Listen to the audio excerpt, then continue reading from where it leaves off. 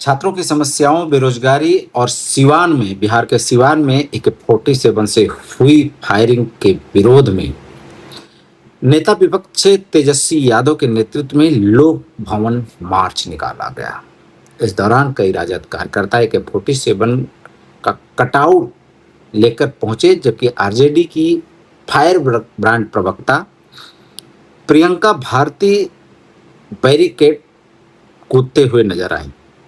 जमकर हंगामा हुआ तो पुलिस ने भीड़ को तितर बितर करने के लिए वाटर कैनन का इस्तेमाल किया। बाद में तेजस्वी यादव को हिरासत में भी लिया गया।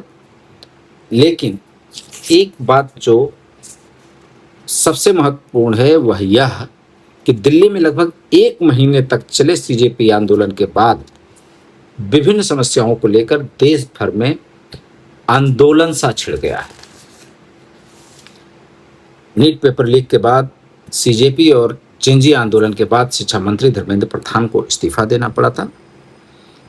उसके बाद झारखंड में JSSC, CGL और JPSC जैसे सरकारी परीक्षाओं में अनियमितताओं को लेकर, इसे दूर करने की मांग को लेकर लगभग 20 दिनों तक छात्र आंदोलन देवेंद्र नाथ महतो के नेतृत्व में जयपाल सिंह मुंडा स्टेडियम में किया गया, जिसके बाद हेमंत सोरेन सरकार ने उनकी मांगे मानी, यानी कि छात्रों के सामने सरकार को वहां भी झुकना पड़ा। इससे पहले दिल्ली में झुकना पड़ा था, क्योंकि धर्मेंद्र प्रधान लगभग 1 महीने के नानुपुर के बाद इस्तीफा दिया था।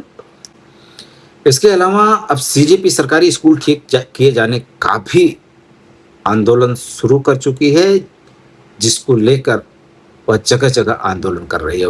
CJP के फाउंडर अभिजीत देव के प्रवक्ता आशुतोष रांका, सौरभ दास, रत्ना सिंह बिल्कुल मैदान में डटे हुए हैं। इसका परिणाम भी देखने को मिल रहा है। जगह जगह स्कूलें ठीक हो रहे हैं। जल्दी में ही सही डेंटिंग, पेंटिंग, पानी व्यवस्था, इनसे पर जोर दिया जा रहा है। हालांकि इसके बावजूद भी स्कूलों की जो तमाम कमियां थीं वो बाहर निकल कर आ रही हैं। उत्तर प्रदेश की योगी सरकार और राजस्थान सरकारें तो इससे इतना डरी हुई हैं कि स्कूलों में पत्रकारों के आने और फोटोग्राफी और वीडियोग्राफी करने तक पर रोक लगा दिया है। इसके लिए बाकायदा शासनादेश तक जारी कर दिया है। हालांकि स्कूलों का काला सच फिर भी बाहर आ रहा है और आने वाले समय में इसे लेकर देशव्यापी बड़े आंदोलन की भी संभावना जताई जा रही है।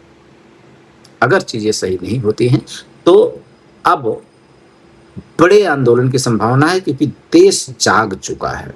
मोदी सरकार को लेकर जो लोगों के चेहन में डर था लगभग खत्म हो चुका है धर्मेंद्र प्रधान के इस्तीफे के बाद, क्योंकि लंबे समय बाद, लगभग 12 सालों बाद मोदी सरकार में तमाम गड़बड़ियों के बावजूद पहली बार कोई इस्तीफा दिया है।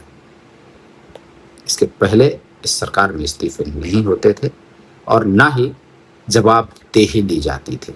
तो अब जवाबदेही भी शुरू हो गई है और बड़े स्तर पे विभिन्न समस्याओं को लोग लेकर आंदोलन भी चल रहा है, जिसका परिणाम भी देखने को मिल रहा है। आज के लिए बस इतना है। अगली बार किसी खबर या स्टोरी को लेकर फिर मिलेंगे। तब तक के लिए धन्यवाद।